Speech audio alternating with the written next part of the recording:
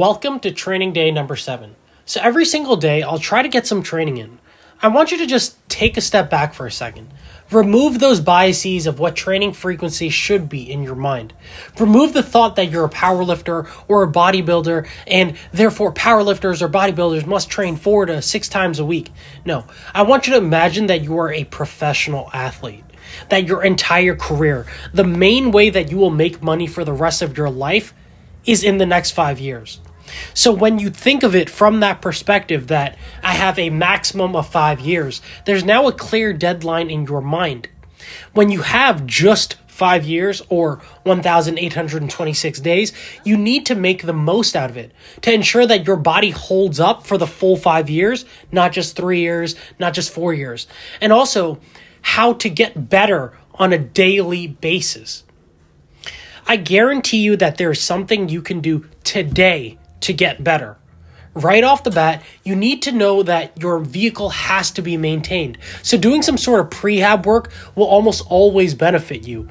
Anyone that gets a sideline always talks about the injuries that they have, but what they don't talk about is the prehab work that they should have done beforehand to prevent those injuries. So unless you want to lose potentially 20 or 40% of that 5-year career, which is easily just 1 or 2 years, then take that rehab, prehab, mobility type of work seriously. Even if you don't feel like you're injured right now, or you feel like you're healthy, you don't necessarily need it, I want you to be proactive about your potential injuries. Injuries will come if you push competitive sports through long periods of time. So when you think of these workouts, I want you to think, what body parts do you typically overuse? What are some of the areas that you are physically impaired in? What is your injury history?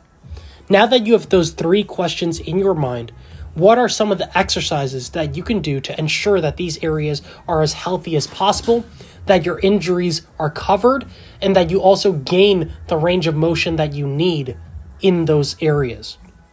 For me, I've had previous knee injuries, so doing some sort of slow eccentric bodyweight step down to the side, lunges on a short box, hip thrusts with bands, controlled seated hamstring good mornings, super controlled stiff leg RDLs, all those type of movements are some things that help my knee and that I try to incorporate on a regular basis. However, on this day, this was more of a general full body type of day. I'm trying to show you 4 basic movements that I think are pretty much essential for most people that push heavy squats and heavy deadlifts. First off, it's the bird dogs for lower back and glutes, making sure that your back is too tight and limiting you on these heavy lifts. Also, doing some planks for core strength, just allowing for that better bracing on the heavy squats and deadlifts is also essential.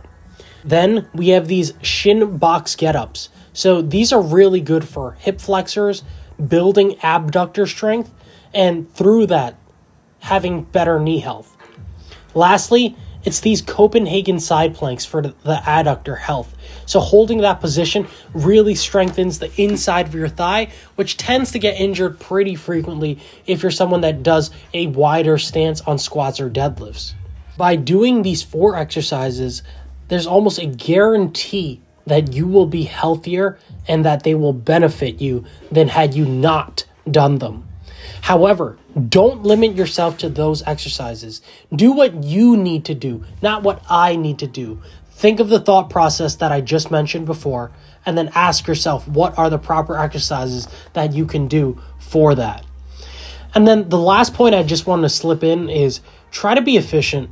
Don't be a rehab bro. Don't spend 2 hours just warming up and doing a lot of these PT type of exercises.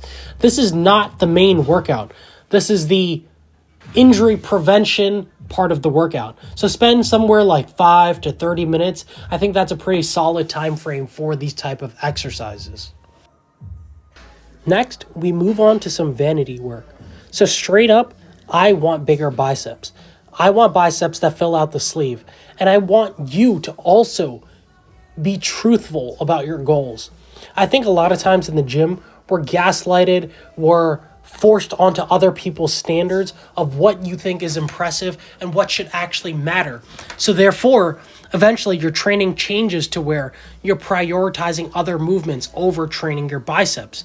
And because of that, biceps take less and less of a priority in terms of they're later in the workout, they're never fresh, but also you don't bring that same level of intensity because you associate curling with like this bro shit, this thing that doesn't actually matter. When in fact, it does matter. You have just been taught that other things matter more. Now that I am in this phase of my lifting, I want to prioritize building my arms. This is something that I've always neglected while actively competing in powerlifting. Getting bigger biceps is not going to help you on squatting, benching, or deadlifting. And the powerlifting mindset is everything needs to carry over or else it's almost a waste of time. So because of that, you start putting biceps as the last exercise when you're least likely to be able to focus on it, to be able to progress on it in terms of weight or volume. And then eventually you just flat out skip it because you've been so exhausted from all of the other work, all of the 5 other heavy exercises like squat, bench, deadlift, belt squat, incline press that you have been doing beforehand. And you don't actually bring that level of focus that you need to getting bigger arms. I think for me, I still want to chase some sort of strength standard on these easy bar curls and also on these incline curls. The thing is, like, chasing down a certain number is very exciting and it brings a purpose to that movement besides getting bigger. It's almost like bench press. Everyone is chasing that next quarter, everyone's chasing that next plate. So because of that, people push bench press very hard.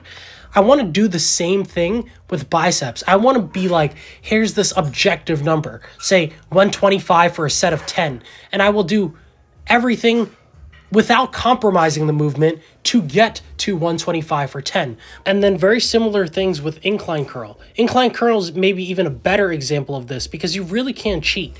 You're seated, you're back supported, so you can't like thrust the weight up at all. I think that because of that, you're forced to use very limited weight, and also that every single pound added or every increase in volume added to an incline curl will make a significant difference. Now, I really don't know what a good set of easy bar curl is. I don't know what a good set of incline curls are. So if you know what these numbers or strength standards are, feel free to drop them in the comments, something that I should aim for on my next bulk.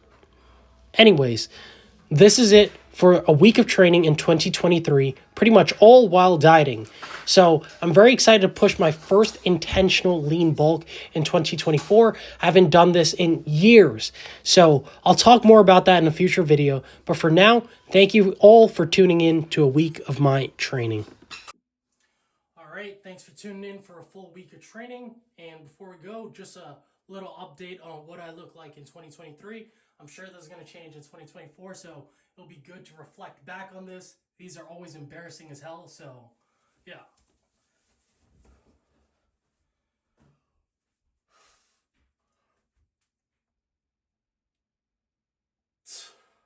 All right, see you guys.